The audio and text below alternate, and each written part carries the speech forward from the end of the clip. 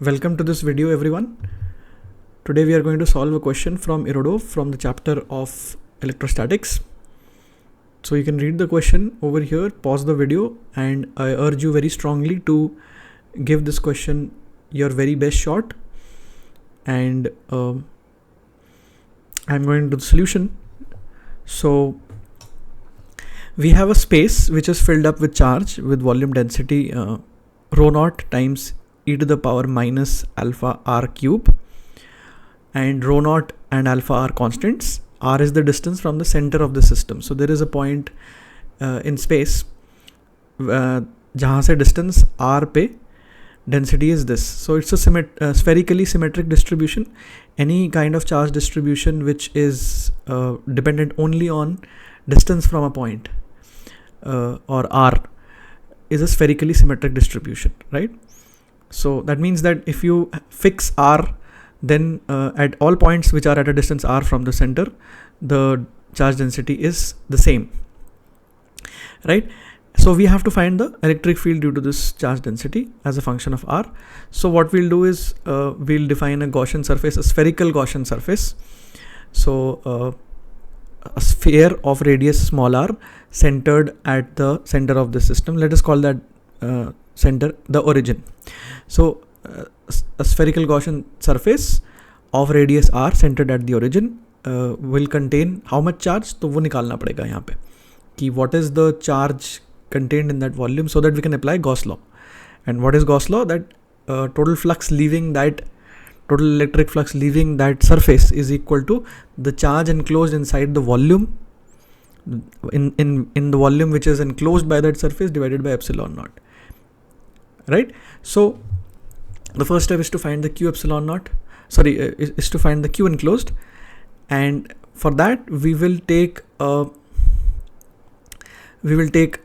element of radius r and thickness dr.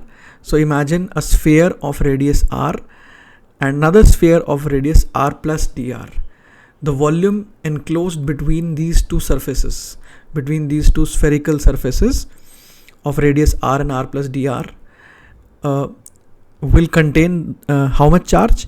The charge density at that point, the charge density at that element. So that we can call that a spherical shell of inner radius r and outer radius r plus dr. So spherical shell में charge density कितनी होगी? Rho naught into e की power minus alpha r cube, right? So why are we taking such an element जिसका radius r है और thickness dr है? Because the charge density is variable over here. अगर charge density constant होती तो total charge के लिए बस चार्ज इंटू टोटल वॉल्यूम कर देते कि total volume of Gaussian surface का क्या है अंदर का 4/3 पाई आर क्यूब है इंटू चार्ज डेंसिटी करते हैं, but charge density is non uniform. तो हम एक ऐसा एलिमेंट चूज़ करते हैं जिस एलिमेंट के सारे पॉइंट्स पे हम चार्ज डेंसिटी को कांस्टेंट ले सकें.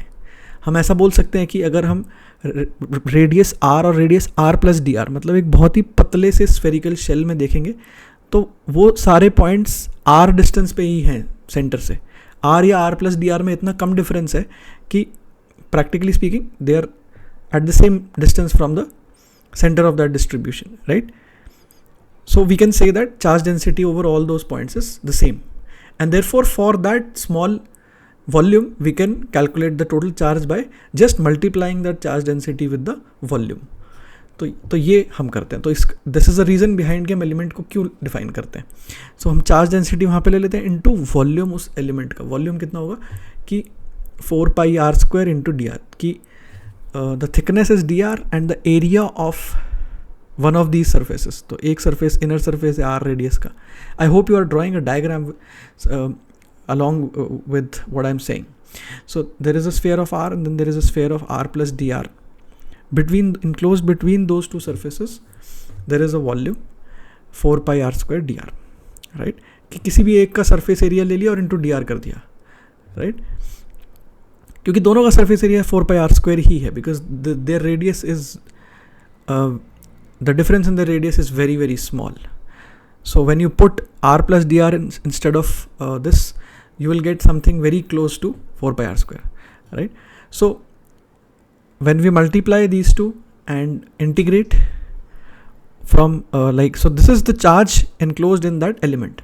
Now if we integrate it from 0 to r, we will include all the charge that is enclosed from in the sphere of radius small r, right?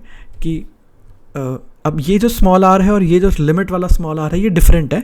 सो मैंने इन दोनों को सेम ले लिया क्योंकि काफ़ी बार हम ऐसा करते हैं जस्ट फॉर कन्वीनियंस कि हम ज़्यादा सिम्बल्स नहीं यूज़ करना चाहते तो हम सेम भी ले लेते हैं. So you should be comfortable with this notation also कि मतलब ऐसा सोचो कि small r is denotes the radius of that element, spherical element inside the Gaussian surface, and this r जो यहाँ लिमिट में लगा हुआ है वो Gaussian surface के टोटल रेडियस की बात हो रही है. उसको हम कैपिटल R भी ले सकते थे, इसको हम कैपिटल R भी ले सकते थे, x भी ले सकते थे, राइट? कि Gaussian surface जो है उसका बड़ा जो पूरा Gaussian surface है उस स्फीयर का रेडियस कैपिटल R है या x है, राइट? तो जब हम इसको इंटीग्रेट करेंगे तो इंटीग्रेट करने का तरीका यहाँ पे थोड़ा सोचना पड़ेगा क्योंकि एक एक्सपोनेंशियल फंक्शन और एक आर स्क्वायर फंक्शन मल्टीप्लाई हो रहे हैं, राइट? तो हमने सारे कॉन्स्टेंट्स को एक बार बाहर ले लिया, फिर हमने क्या किया कि -3 अल्फा से मल्टीप्लाई डिवाइड किया. ऐसा क्यों किया? क्योंकि हमने नोटिस किया कि एक्सपोनेंशियल में जो पावर है वो आर क्यूब है और नीचे जो पावर है वो आर स्क्वायर है.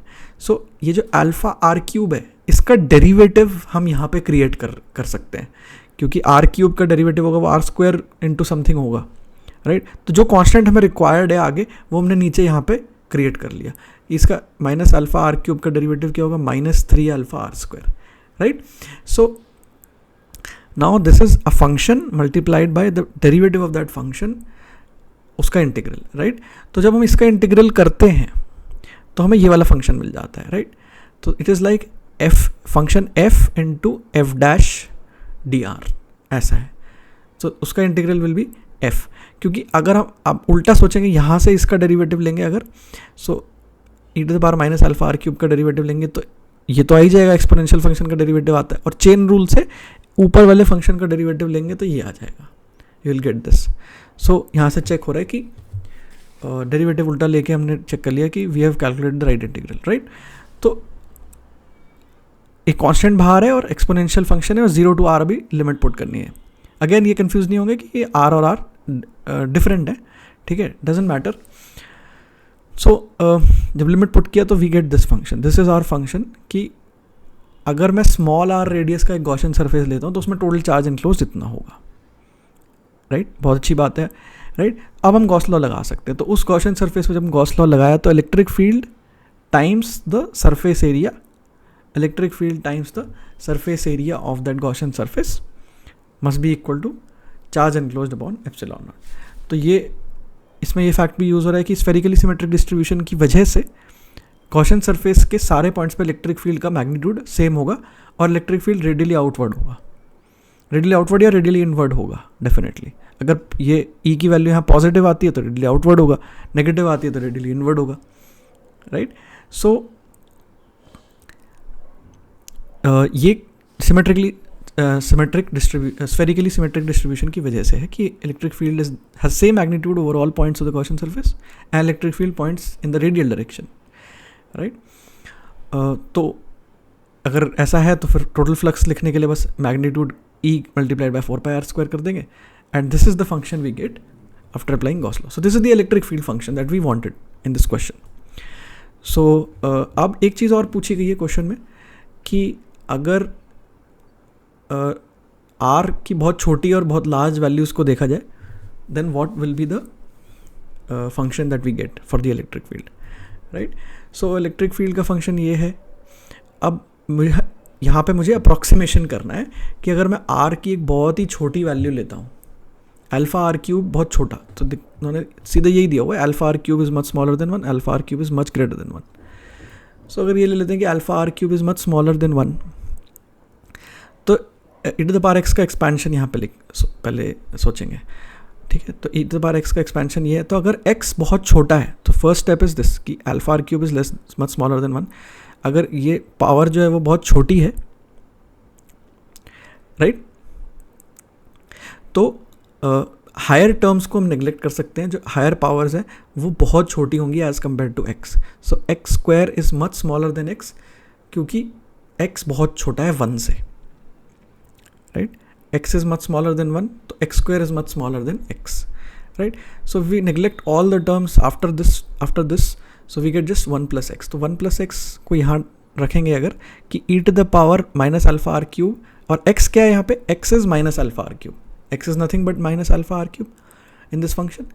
So 1 minus ब्रैकेट में 1 plus minus alpha r cube, तो उससे ये आ जाएगा अल्फा आर क्यूब आ जाएगा, राइट? तो हमने जब यहाँ पे अप्रॉक्सीमेशन लिया कि अल्फा आर क्यूब बहुत छोटा है 1 से, सो वी जस्ट ट्रंकेटेड, इसको ट्रंकेशन बोलते हैं कि मतलब आगे का काट दिया हमने, आगे का फंक्शन हमने काट दिया, हमने बहुत अप्रॉक्सीमेशन ले रहे हैं, एक्स बहुत छोटा है, so we get alpha r cube and we get this function.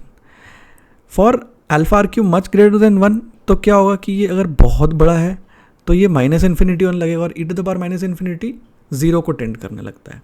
कि अगर एक्सपोनेंशियल में ई की पावर आप माइनस बहुत बड़ा नंबर ले लोगे, negative of a very large number is in the power of e, then that leads to 0. So as we make alpha r cube very large, the electric field becomes this much, electric field becomes this much.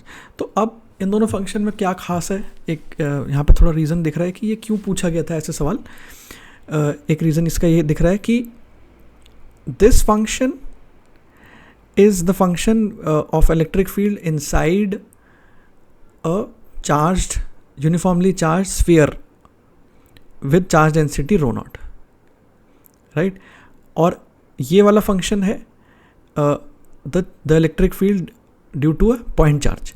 तो यहाँ पे कुछ ऐसा हो रहा है कि ये चार्ज डिस्ट्रीब्यूशन ऐसा है कि अगर आप उस ओरिजिन के बहुत पास चले जाओगे, आर की बहुत छोटी वैल्यूज़ पे चले जाओगे, तो चार्ज डेंसिटी लगभग यूनिफॉर्म सी है वहाँ पे, तो वहाँ पे इलेक्ट्रिक फील्ड कुछ यूनिफॉर्म चार्ज डेंसिटी वाला आ जाएगा. क्योंकि अगर किसी स्पेस में यूनिफॉर्म चार्ज डेंसिटी होती है तो वहाँ पे इलेक्ट्रिक फील्ड का फंक्शन ऐसा होता है. और अगर किसी स्पेस में, right, so this is for small are.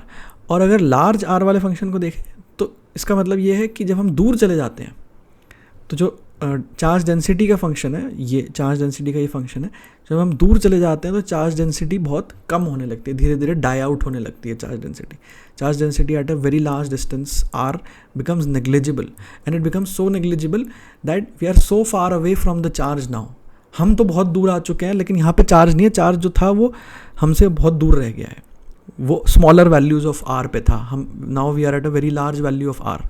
So उस हायर वैल्यू ऑफ आर पे अब electric field will behave like a point charge, कि तुम उस पॉइंट चार्ज से बहुत दूर हो, या पॉइंट चार्ज होने की उसको ज़रूरत ही नहीं है. इट इज़ जस्ट लाइक कि जब हम एक spherically charge symmetric charge distribution से बाहर चले जाते हैं, कोई चार्ज स्फेयर होता है, हम उससे बाहर चले जाते हैं, तो वहाँ पे उसका इलेक्ट्रिक फील्ड पॉइंट चार्ज वाला ही होता है, राइट? तो वो पॉइंट चार्ज वाला जो इलेक्ट्रिक फील्ड है वो यहाँ पे आ रहा है, क्योंकि हम इतना दूर चले गए कि अब वहाँ पे चार्ज नहीं है, उस लार्ज डिस्टेंस पे चार्ज एग्जिस्ट नहीं कर रहा है. तो अब जो चार्ज था वो बस अब उस चार्ज डिस्ट्रीब्यूशन के बाहर आ चुके हैं. So this is an interesting exercise to understand and to कि मतलब ये फंक्शंस आ रहे हैं तो ये मैथमेटिकली जो हमें मिल रहा है ये फिज़िक्स से एग्री करना चाहिए और कर भी रहा है. So this gives us more faith in our theory कि हम जो कैलकुलेशन कर रहे हैं, हम जो इंटीग्रल कर रहे हैं, और जो हमने पहले पढ़ा है about symmetric spherically symmetric charge distributions, that is all correct. So that is why this question is very interesting and very instructive. So I hope you like the solution, and I hope even if you could not do it today yourself, you will try it again and do it on your own. Thanks for watching.